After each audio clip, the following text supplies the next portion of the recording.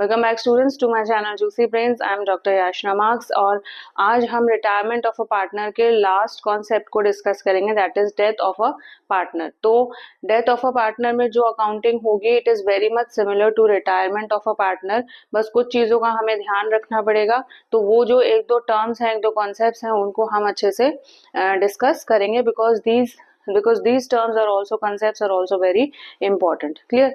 तो अब देखो, अब क्योंकि अब एक पार्टनर की डेथ हो रही है तो ऑब्वियसली जो भी क्लेम आखिरी में डिटरमिन होता है, जो भी पार्टनरशिप को सेटलमेंट करना होता है क्लेम के फॉर्म में, तो अब वो क्या होगा, पहले जो रिटायरिंग पार्टनर के वो अकाउंट में चला जाता था बिकॉज वो उसका बेनिफिशियरी था।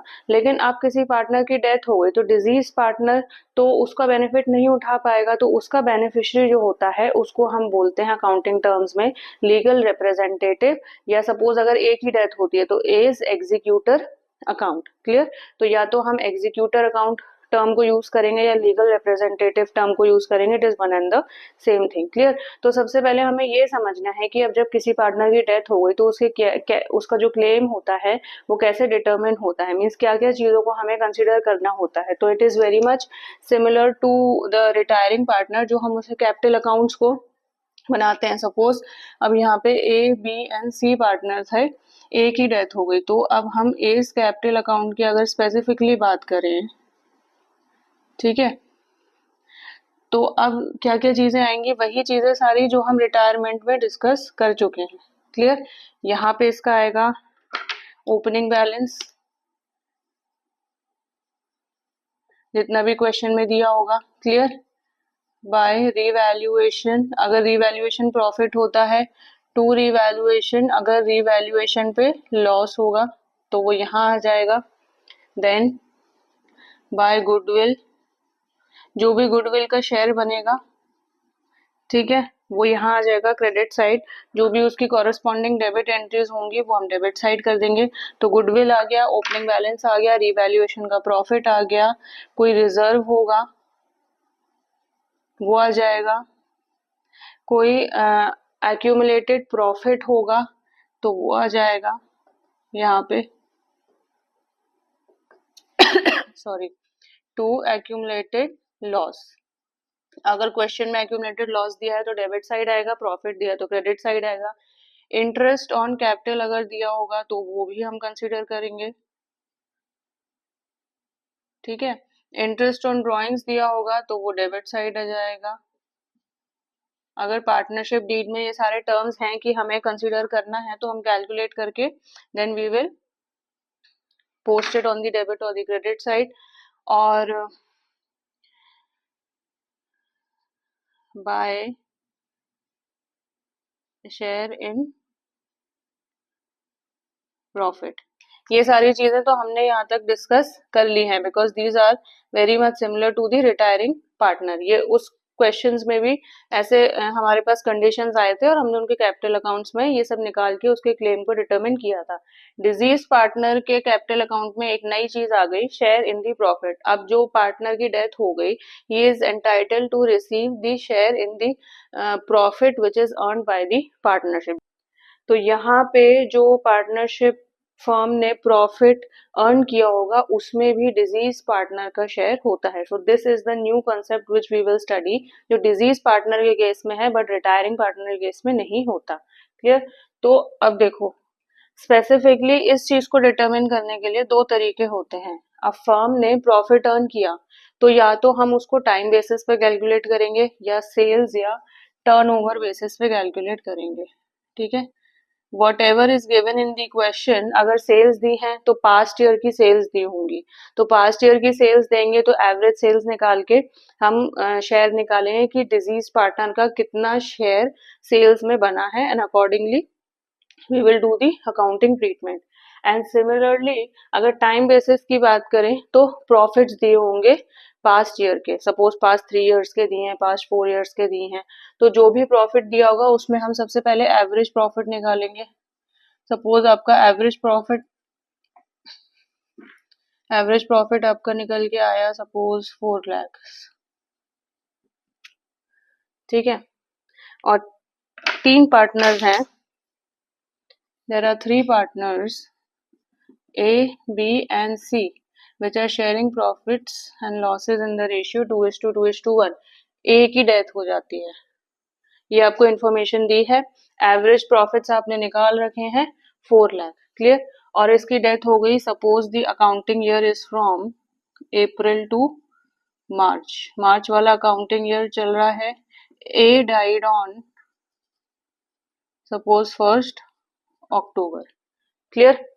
1 अक्टूबर को इसकी डेथ हो जाती है, तो अकाउंटिंग ईयर जब स्टार्ट हुआ और उसकी डेथ जब हुई, उस बीच में फर्म ने जितना प्रॉफिट अर्न किया उसमें से डिजीज पार्टनर का share we have to determine and then we have to transfer it on the credit side of the deceased partners capital account, clear. ये चीज क्लियर हो गई। तो अब देखो, अब क्या करेंगे, सबसे पहले हम टाइम ड्यूरेशन, टाइम को डिटरमिन करेंगे कि कितने मंथ्स हमें कंसिडर करने हैं। So the accounting year starts from April, so April, मई, जून, जुलाई, अगस्त, सितंबर, 6 मंथ्स, ठीक है, 6 मंथ्स था।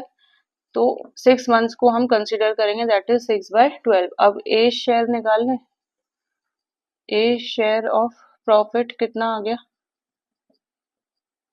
4 लाख। 4 लाख तो हमारे एवरेज प्रॉफिट्स थे। 6/12, 6 मंथ्स तक ही वो एक्टिव था, उसके बाद ही डाइड, क्लियर। और ओरिजिनल उसका प्रॉफिट कितना था, profit sharing ratio 2:2:1, that is 2/5, clear. इसको 6 कर लेते हैं, so the calculation becomes more easy. 2:3:1 कर दो इसे, ठीक है ना। तो अब हम कैलकुलेट कर लेते हैं इसका कितना शेयर बनेगा, that is 4 lakh into 2 divided by 12, so this is 66,667, ठीक। तो अब शेयर इन प्रॉफिट, अगर तो क्वेश्चन में टाइम बेसिस के अकॉर्डिंग दिया है, एवरेज प्रॉफिट्स आपको दिए हैं, so accordingly the share will be 6667।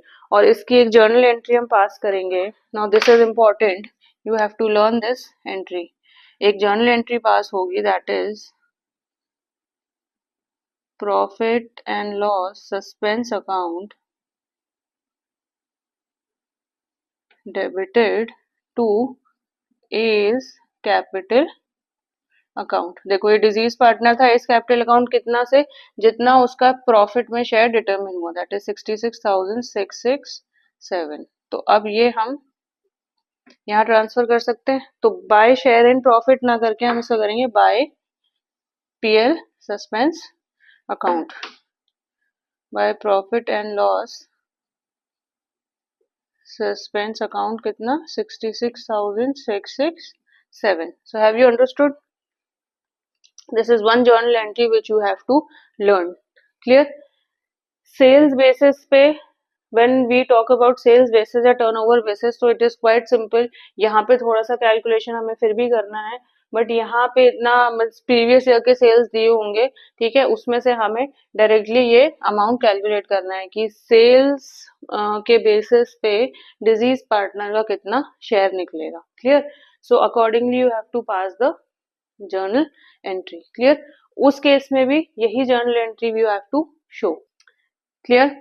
And in bracket इसको लिख सकते हो शेयर इन प्रॉफिट। अगर कंफ्यूजन हो रहा है कि ये क्या नई चीज है, तो इसको ऐसे हम याद कर सकते हैं कि this is share in profit, जो कि पीएल सस्पेंस अकाउंट के फॉर्म में यहाँ पे एंट्री ट्रांसफर होगी। Now what ever the amount is coming, suppose यहाँ पे हमने क्रेडिट के अमाउंट को प्लस कर दिया, माइनस डेबिट के अमाउंट को प्लस कर दिया, एंड सपोज यहाँ पे एक फिगर आ गया, मानो 35,000, तो ये ट्रांसफर होगा टू एज एग्जीक्यूटर अकाउंट, ठीक है। मतलब जो बेनिफिशियरी होगा उसके अकाउंट में 35,000 ट्रांसफर हो जाएगा। या तो हम लिख सकते हैं to as legal representative account, या जो क्वेश्चन में अगर दिया है जिस नाम से, तो उसी नाम से you have to make the account and transfer this amount in his account, clear. तो एक नई चीज हमें पता चली कि apart from all these, deceased partner के कैपिटल अकाउंट में प्रॉफिट में भी उसका शेयर होता है।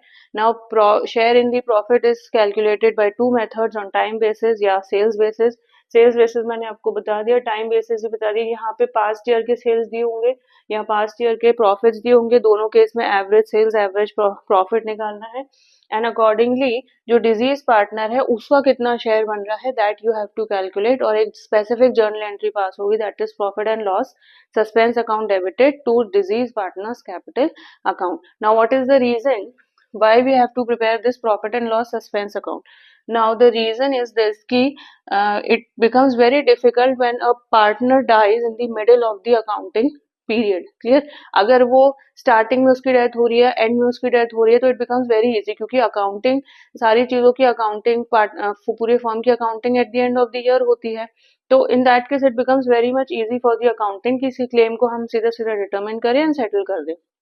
But if he dies in the middle of the year, that is suppose जैसे हमने ये एग्जांपल लिया कि भाई अक्टूबर में डेथ हो गई, अब अकाउंटिंग ईयर तो क्लोज होना है मार्च में अगले साल, लेकिन अक्टूबर में हो गई. तो in this case it becomes very much impractical and difficult for the accountant कि इसे क्लेम को हम स्पेसिफिकली डिटरमिन कर सकें या करेक्टली डिटरमिन कर सकें, क्योंकि बीच में अकाउंटिंग इम्पॉसिबल हो जाती है. ठीक है, तो क्लेम को आसानी से डिटरमिन नहीं कर सकते, इसलिए अगर किसी पार्टनर की death middle of the accounting period हो रही है तो उसके लिए हम for this purpose we open the suspense account, that is PL suspense account debited to disease partners capital account. Clear? So I have told you the reason also.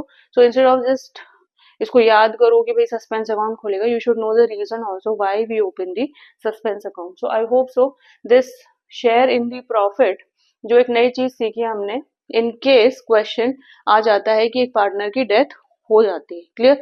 So in this case you have to be very specific. अच्छा, यहाँ पे drawings के concept भी आ सकते हैं कि भाई drawings monthly, आपको 6 मंथली ड्राइंग्स हैं, क्वार्टरली ड्राइंग्स हैं, तो वो फॉर्मूला भी याद होना चाहिए जो पीछे हमने ड्राइंग्स के जब कंसेप्ट हम देख रहे थे तब हमने रिवाइज किया था. क्लियर? तो यहाँ पे ड्राइंग्स आ गई, इंटरेस्ट ऑन ड्राइंग्स आ गई, according to the partnership deed. अच्छा, इस क्वेश्चन में वो काफी सारी चीजें आपको इनडायरेक्टली भी दे सकते हैं, means they can cover the entire partnership in this particular question, क्योंकि इंटरेस्ट ऑन कैपिटल भी आ गया, इंटरेस्ट ऑन ड्राइंग्स भी आ गई. ठीक है, so you have to be very much careful कि हमें डिजीज पार्टनर कैपिटल अकाउंट में क्या क्या चीजें शो करनी है in order to determine and settle the claim of the deceased partner. अच्छा, अब देखो एक नई चीज और है, वो समझते हैं हम. दिस वाज द कंसेप्ट कि जब हमें प्रॉफिट को शेयर करना है. एक कंसेप्ट और है that is individual life policies. Previously हमने डिस्कस किया था रिटायरमेंट में जॉइंट लाइफ पॉलिसी, और उसकी दो कंडीशन हमने डिस्कस करी थी कि प्रीमियम को जब हम रेवेन्यू एक्सपेंडिचर में ट्रीट करते हैं और जब हम कैपिटल एक्सपेंडिचर में ट्रीट करते हैं. Clear? So I hope so these two conditions are very much fresh in your mind, और यहीं से वो दो कंडीशंस भी आती हैं जो अभी हम फर्दर ये टॉपिक डिस्कस करेंगे. पहले हम कर चुके थे joint life policy of the partners, अब हम करेंगे individual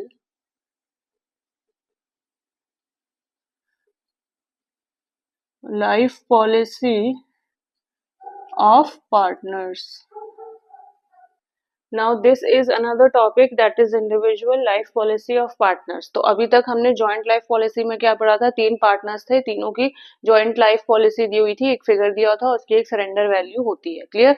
and the accounting treatment उसका भी डिपेंड करता था कि प्रीमियम को हम किस तरीके से ट्रीट कर रहे हैं, रेवेन्यू एक्सपेंडिचर है या कैपिटल एक्सपेंडिचर है. अब हम बात करते हैं कि death of a partner case में अगर फर्म ने इंडिविजुअली लाइफ पॉलिसीज करवा रखी हूँ पार्टनर्स की. Suppose there are 3 partners A B and C, और इनकी इंडिविजुअल लाइफ पॉलिसी का अमाउंट है, ए का 1 लाख, 2 लाख एंड सी का 3 लाख. नाउ ए डाइज. ठीक है, सपोज ए डाइज.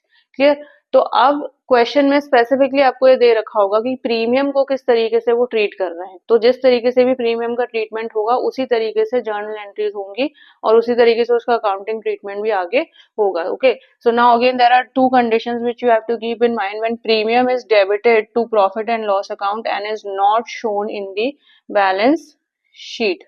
ये 2 चीजें ध्यान रखनी है. And when premium is not debited to PL account and is shown in the balance sheet. तो अगर हम प्रीमियम को प्रॉफिट एंड लॉस अकाउंट में शो कर रहे हैं, दैट मीन्स वो बैलेंस शीट में हम वो जॉइंट लाइफ पॉलिसी, जो लाइफ पॉलिसीज हैं, उनका सरेंडर वैल्यू को एसेट साइड शो नहीं करेंगे. अगर क्वेश्चन में स्पेसिफिकली दिया है तो अब देखो इसका अकाउंटिंग ट्रीटमेंट कैसे होता है. हमें जर्नल एंट्रीज याद रखनी है कि 3 जर्नल एंट्रीज बनेंगी. सो पहली होगी insurance company account debited to life policy account. अब कितने का क्लेम था? Suppose A died, A claim due. अब ए का क्लेम ड्यू हो गया, ए का क्लेम कितना था? 1 लाख। तो ये जो एंट्री होगी वो होगी 1 लाख से, कि इतना हमें मिलना है, इतने का क्लेम कर रखा है। क्लियर? दूसरी एंट्री होगी life policy account debited to A's capital account, to B's capital account, to C's capital account. So the entry here will be life policy account debited to all partners capital accounts in old ratio. ये ध्यान रखना है। Old ratio क्या है इस case में? Suppose A is to B is to C का है 2:2:1, तो ये 2:2:1 में डिस्ट्रीब्यूट हो जाएगी। क्लियर? तो लाइफ पॉलिसी कितना क्लेम है? 1 लाख।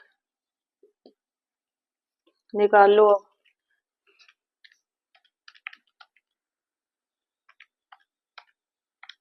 ठीक है, this is 40,000, this is again 40,000 and this is 20,000।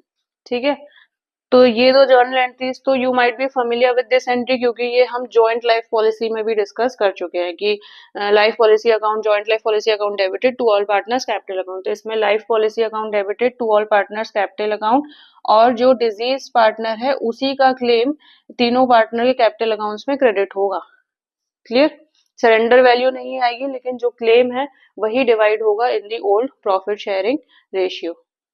इसका रीजन ये होता है, now the question, valid question arises कि भाई अगर ए डाइड, तो ए का जो क्लेम है वो ए को ही मिलना चाहिए, दूसरे पार्टनर्स को क्यों मिल रहा है? So the possible reason is that कि in case a partner dies in a firm, ठीक है, तो फाइनेंशियल सपोर्ट दूसरे पार्टनर्स को, सर्वाइविंग पार्टनर्स को मिलती रहे, उनकी फाइनेंशियल एड हो जाए, फाइनेंशियल हेल्प हो जाए, उनको कोई शॉर्टेज ना हो मनी की। तो इसलिए जो क्लेम डेड पार्टनर के इंश्योरेंस पॉलिसी पे मिलता है वो तीनों पार्टनर्स के कैपिटल अकाउंट्स में क्रेडिट होता है।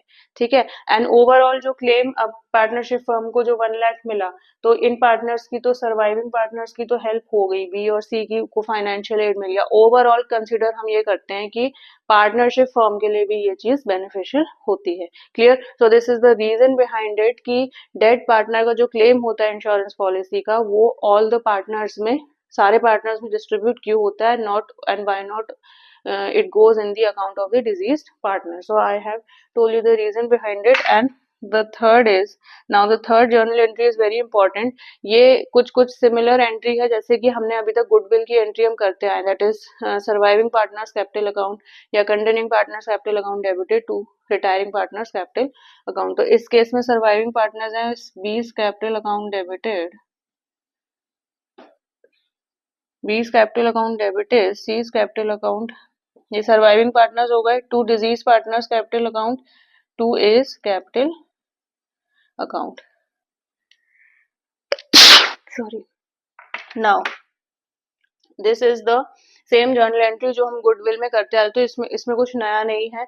एंड द अमाउंट, जो भी अमाउंट आएगा, it will be distributed in the gain ratio. अब सपोज गेन रेशियो निकल के आया 1:1, I'm just taking an example. Suppose gain ratio निकल के आया 1:1। अब हमें अमाउंट डिटरमिन करनी है कि कौन सी अमाउंट गेन रेशियो में बी और सी में डिस्ट्रीब्यूट होगी। नाउ एक कॉन्सेप्ट है, when a partners die, when a partner dies, तो जो भी सर्वाइविंग पार्टनर्स होंगे उनकी पॉलिसी की जो भी सरेंडर वैल्यू होगी उसमें भी डिजीज पार्टनर का शेयर बनेगा। Clear? So there are two conditions. देखो ये तो हो गई मेजर दो condition, now don't get confuse, ये दो मेजर कंडीशन हो गई। इस कंडीशन की बात करें हम, तो इस कंडीशन में भी डिजीज पार्टनर को दो तरीके के शेयर मिलते हैं। एक तो जो उसकी लाइफ पे, जो भी उसकी लाइफ पे पॉलिसी इंडिविजुअल कर रखी है, सपोज 1 लाख है, तो इसका तो क्लेम उसे मिल गया। और जो सर्वाइविंग पार्टनर्स हैं उनकी पॉलिसीज की सरेंडर वैल्यू में भी डिजीज पार्टनर को क्लेम मिलता है या डिजीज पार्टनर का शेयर होता है। That this is the reason why we are discussing this journal entry. अब क्योंकि डिजीज पार्टनर का शेयर है surrender value of the surviving partners में, इसलिए हम ये गेन रेशियो में इस अमाउंट को डिटरमिन करेंगे या डिस्ट्रीब्यूट करेंगे। गेन रेशियो पता चल गया। अब हमें अमाउंट डिटरमिन करनी है कि सर्वाइविंग पार्टनर्स की सरेंडर वैल्यू पे डिजीज पार्टनर का कितना शेयर है। तो वो हम कैसे करेंगे? अब देखो, बी और सी तो सर्वाइविंग पार्टनर्स हैं, तो बी है 2 लाख एंड सब ऐसे कर लेते हैं, बी का सरेंडर वैल्यू है 2 लाख, सी का है 3 लाख, तो ओवरऑल सरेंडर वैल्यू आ गई 5 lakhs। This is the surrender value of surviving partners. Don't get confused, ठीक है। ये 5 लाख आ गई। अब ए शेयर निकाल लेते हैं। भाई सरेंडर वैल्यू में ए का कितना शेयर बन रहा है, तो दिस इज 5 lakhs इनटू ए का शेयर कितना है 2/5,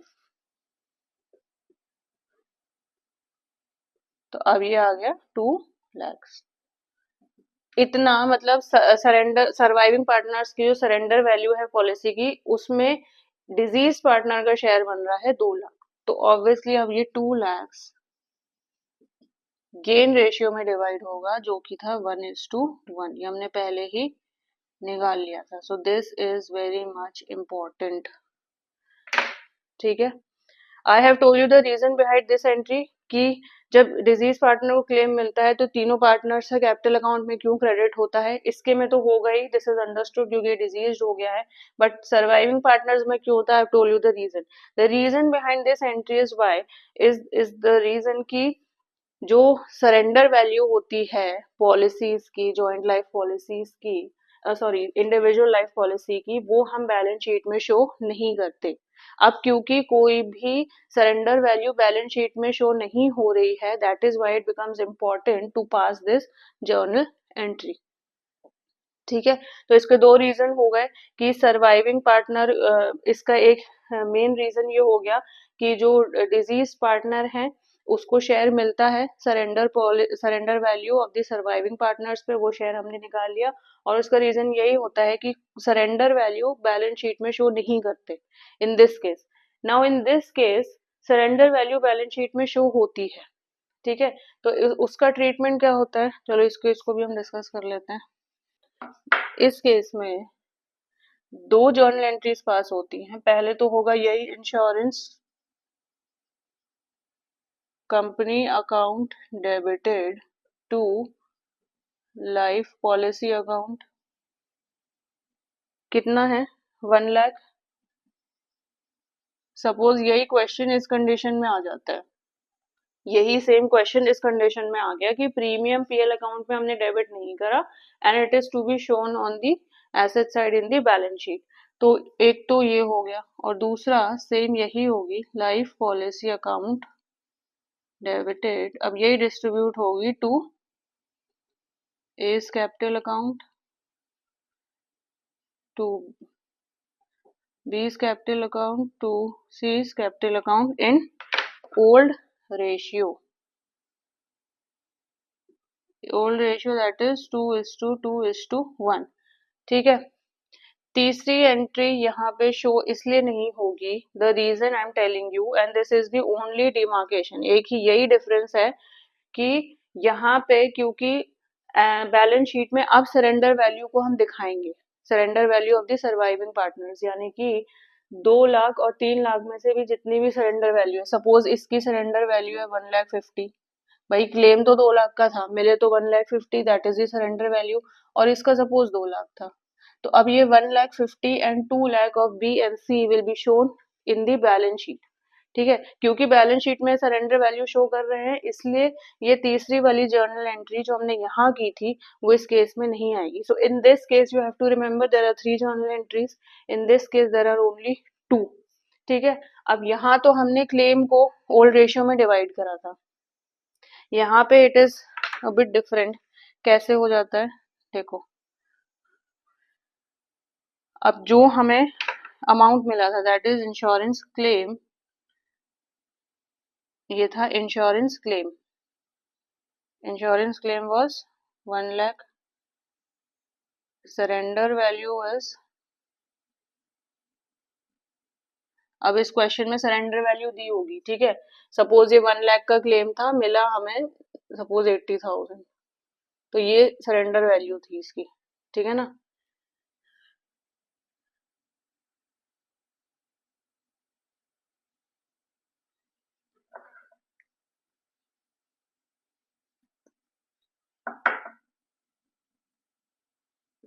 ठीक, तो अमाउंट रिमेनिंग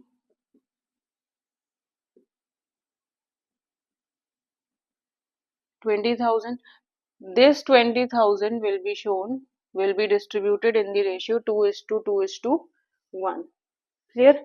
तो जो अमाउंट बच रही है उसी को हम शो करेंगे,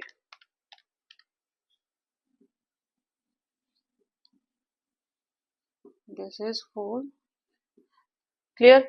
सो I hope so you have understood this concept कि इस केस में क्या होगा कि क्लेम वैल्यू आपको दी होगी, सरेंडर वैल्यू भी दी होगी ऑफ द डिजीज्ड पार्टनर, ठीक है।